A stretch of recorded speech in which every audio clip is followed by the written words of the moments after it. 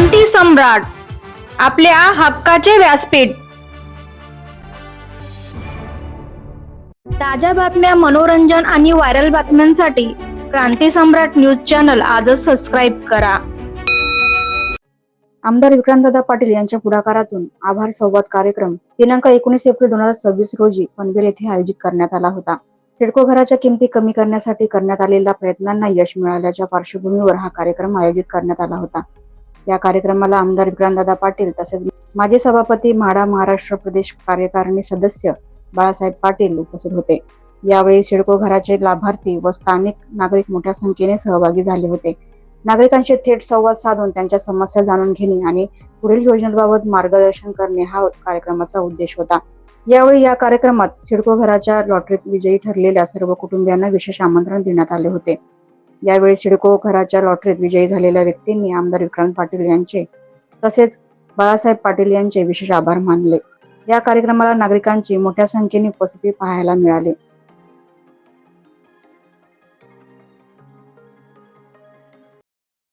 खरं तर एक लोकप्रतिनिधी म्हणून रोज नवीन नवीन प्रश्नांना घेऊन त्यांना न्याय मिळवून देण्यासाठी आम्ही काम करत असतो। आणि या काम करण्याच्या प्रवाहामध्ये कुणी येऊन आभार मानावे, कुणीतरी त्यामध्ये चांगलं म्हणावं ही अपेक्षा न करता काम करणारे आम्ही कार्यकर्ते। कारण सामाजिक जबाबदारी, नैतिक जबाबदारी मानून आणि या आमदारकी जी काही आपल्याला मिळालेली आहे ती मिरवण्यासाठी नाही तर जनकल्याणासाठी हे मानून काम करणारे आपण कार्यकर्ते आहोत। त्यामुळे कुणीतरी आभार मानेल या भावनेनं आपण कधीच काम करत नाही। पण तरी सुद्धा जेव्हा एखाद्या विषयाला न्याय मिळतो, लढा यशस्वी होतो आणि त्यातून जे लाभार्थी आहेत ते कुठेतरी आभार बाजूला राहू दे पण शाबासकीची एक थाप पाठीवर देतात, तेव्हा पुढच्या या सगळ्या प्रवाहात आणि प्रवासात काम करण्याची अधिकची ऊर्जा त्यातून प्राप्त होत असते। हे मात्र खरं आहे। कार्यकर्त्याचं मन अभिमानानं त्या ठिकाणी भारावून गेलं। आणि जर का माझ्यासारख्या एका युवाबद्दल, एखाद्या आमदाराबद्दल जर का आमच्या सहकाऱ्यांमध्ये, या नागरिकांमध्ये त्यांच्या हृदयात जर का इतकी चांगली भावना असेल तर माझ्यासारख्या कार्यकर्त्याला ह्यापेक्षा जास्तीचं काहीच नको, खरं तर एवढंच खूप आहे, अशी भावना आज तरी माझ्या मनात आहे। आणि त्यामुळे मी या सगळ्या नागरिकांचे मनापासून आभार मानतो। आज हजारो नागरिक या ठिकाणी उपस्थित झाले आणि त्यांनी त्यांच्या भावना व्यक्त केल्या की कशा पद्धतीनं सिडकोचं घर घेताना आमच्या मनात भावना होती, त्या घरांची किंमत ऐकल्यानंतर आमची अवस्था काय झाली, आम्ही संघर्ष करण्याचा प्रयत्न कसा केला, सिडकोकडनं आमच्या मनामध्ये आमच्या वाट्याला कसा अपमान आणि कसं वाईट वागणूक आमच्या पदरात पडली, प्रत्येकाच्या मनात काय भावना तयार झाली, हा जो प्रवास या ठिकाणी या मंचावरनं अनेकांच्या तोंडून ऐकला तेव्हा खरं तर खूप आनंद मला झाला। आणि यातून नक्कीच पुढचे अनेक विषय सोडवण्यासाठीची एक ऊर्जा, नवीन उर्मी त्यातून प्राप्त झालेली आहे। त्यामुळे मी सगळ्या नागरिकांचे मनापासून आभार मानतो। अक्षय तृतीयेसारखा आज 3.5 मुहूर्तातला एक सण असताना सुद्धा त्या ठिकाणी परिवारातले सगळे कार्यक्रम पूर्ण करून या ठिकाणी गेले 5 तासापासून ही सगळी मंडळी इथं न काही एकही मिनिट बाहेर न जाता 5-5 तास जेव्हा थांबून या ठिकाणी एवढ्या मोठ्या संख्येने उपस्थित आहेत, मला वाटतं हेच या कार्यक्रमाचं यश आहे। त्यांच्या भावना किती आज शुद्ध आहेत, पवित्र आहेत, या सगळ्या विषयाचा आज मला अनुभूती या ठिकाणी आली। त्यामुळे मी त्यांना शुभेच्छाही दिल्या।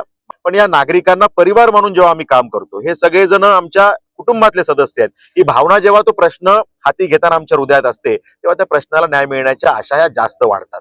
त्यामुळे जेव्हा हे यश मिळालं, सिडकोच्या तोंडात गेलेला एखादा विषय काढणं म्हणजे अजगराच्या तोंडातून एखादा विषय काढण्यासारखं असतं, पण हा विषय जेव्हा घरांच्या किमती 10% थेट कमी झाल्या, इनडायरेक्ट इफेक्ट बघितला तर तो 17, 18, 19% पर्यंत ह्या किमती कमी झालेल्या आहेत। त्यामुळे लाखो नागरिकांच्या जीवनावर थेट परिणाम ह्यातून होणार आहे। म्हणजे जर का आकड्यात सांगायचं झालं तर जर का 4 ते 10 लाखाच्या मध्ये या सगळ्या घरांच्या किमती कमी झालेल्या आहेत। कोणाला 4-5 लाखाचा फायदा आहे, कोणाला 8-9 लाखाचा फायदा आहे, ऍव्हरेज काढलं तर 6-7 लाखाचा फायदा त्या ठिकाणी होतो। आणि 67,000 घरांना जेव्हा हा फायदा होतो, हा आकडा जर काढला तर 400-500 कोटीच्या घरात थेट फायदा जाणार आहे। आणि किती लोकांवर परिणाम, तर एका घरामध्ये जर का 3-4 लोक पकडली तर 67,000 घरांमध्ये 2.5-3-3.5 लाख लोकांच्या जीवनावर, नागरिकांच्या जीवनावर थेट निर्णय करणारा हा परिणाम करणारा हा निर्णय आहे। त्यामुळे खरं तर एवढ्या लोकांच्या सदिच्छा जेव्हा माझ्यासारख्या कार्यकर्त्याच्या मागे उभे राहतात तेव्हा पुढचं जीवन अधिक सुखकर होतं। शेवटी आमदारकी पक्षाने मला जेव्हा दिली तेव्हा अनेक दिग्गज मैदानात असताना विक्रांत पाटील सारखा सामान्य कार्यकर्ता आमदार कसा काय होऊ शकतो, याचं उत्तर देताना मी नेहमी सांगतो की अशा सगळ्यांच्या अधिकच्या सदिच्छा इतरांपेक्षा माझ्या पारड्यात जास्त होत्या, म्हणून मी आमदार झालो, नाही तर रती महारथी तर होतेच ना। त्यामुळे या सदिच्छा कमावणं, या सदिच्छा जोडणं, अशी लोक जोडणं हेच मिशन घेऊन आम्ही काम करतोय आणि आज नाही करत, मी गेल्या 22 वर्षापासून करतोय. सन्माननीय बाळासाहेब पाटील जी 45 वर्षापासून करतायत. त्यामुळे हा प्रवास आणि हा प्रवाह असाच अखंडितपणे त्या ठिकाणी आम्ही अविरतपणे हा समाजसेवेचा वसा घेऊन काम करत राहू, एवढंच या निमित्तानं सांगतो. मी सांगितलं की सिडकोला आधुनिक सगळ्या विषयामध्ये अजगराची उपमा दिली तर ती चुकीची ठरणार नाही. वाईट वाटतं खरं हे बोलताना, पण दुर्दैवानं सरकारची जी काही सकारात्मक भूमिका असते ना, त्याला नेहमी गालबोट लावण्याचे सिडकोचे हे अधिकारी प्रयत्न करतात. सिडको म्हणजे सिडको वाईट नाहीये, सिडको ही काही एक एंटिटी नाहीये, सिडको एक व्यवस्था आहे. त्यातले अधिकारी बदमाशी करतात आणि मग ते मुख्यमंत्र्याचं दृष्टिकोन, उपमुख्यमंत्री महोदयांचं विजन याला गालबोट लावण्याचं काम. म्हणजे जर का आमच्या मुख्यमंत्री महोदयांना पाहिजे की गोरगरीब जनतेला घरं द्यावी, त्यासाठी हे प्रोजेक्ट तयार केले. त्या ठिकाणी अटल सेतूनी मुंबईपासूनचं हे अंतर कमी केलं, जेणेकरून मुंबईमध्येच राहिल्यासारखं आमच्या सगळ्या नागरिकांना वाटावं, 20 मिनिटात मुंबईला पोहोचेल अशा अंतरावर ही सगळी घरं तयार केली.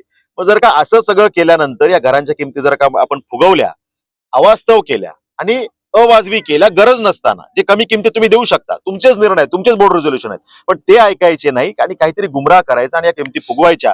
मग तुम्ही धोरण काय प्रायव्हेट बिल्डरसाठी राबवता का? तुमच्या घरांच्या किमती फुगवून फायदा काय प्रायव्हेट बिल्डरला व्हावा असं त्या अधिकाऱ्यांचं मत आहे का? असे प्रश्न तयार व्हायला, शंका उपस्थित व्हायला जागा आहे. हे प्रश्न मी उपस्थित केले आणि मग जेव्हा सिडकोचेच निर्णय सिडकोच्या समोर दाखवले, उपमुख्यमंत्री महोदयांसमोर दाखवले, मुख्यमंत्री महोदयांसमोर दाखवले, तेव्हा मात्र सरकारचे डोळे उघडले आणि सिडकोचे अधिकारी कसं गुमराह करतायत हे त्यांना जाणवलं आणि मग मात्र त्यांचे वाभाडे काढण्याचं काम सरकार म्हणून त्यांनी केलं.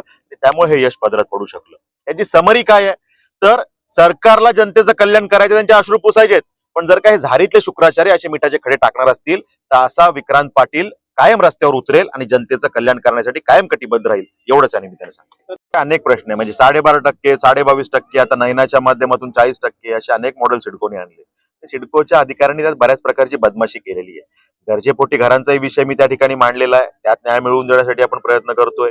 त्या ठिकाणी आता सिडकोनी घरावर जागांवरती शिक्के मारलेत आणि त्या ठिकाणी जागा घेत पण नाही आणि जागा मोकळी करत नाही, आम्हालाही डेव्हलप करू देत नाही. हा जो काही प्रश्न आहे अनेक गावांचा तो मी मांडला. 450 हेक्टर म्हणजे 1100 एकर पेक्षा जास्त जमीन डिनोटिफाईड करण्याचं काम आपण केलं. त्यामुळे अनेक विषय आपण करतोय आणि शेवटी हे सरकार पुन्हा ऐरागैराचं सरकार नाहीये. राज्याचे मुख्यमंत्री हे विकास पुरुष आदरणीय देवेंद्र फडणवीस साहेब आहेत. त्यामुळे जनतेचं कल्याण हे अंतिम आहे, या लाईनवर काम करणारे आमचे मुख्यमंत्री आहेत. त्यामुळे असे विषय जेव्हा येतात तेव्हा मुख्यमंत्री महोदय त्यासाठी सकारात्मक असतात. त्यामुळे सिडकोला जी भाषा समजते, त्या अधिकाऱ्यांनी जी भाषा समजते ती आम्ही बोलू.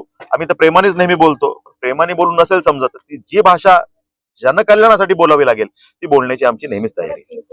24 तासापैकी 18-19 तास जे काही आपण काम करू शकतो, जी काय आपली क्षमता आहे ती पूर्णच्या पूर्ण जनकल्याणासाठी वापरणं, यासाठी काम करणारा मी कार्यकर्ता.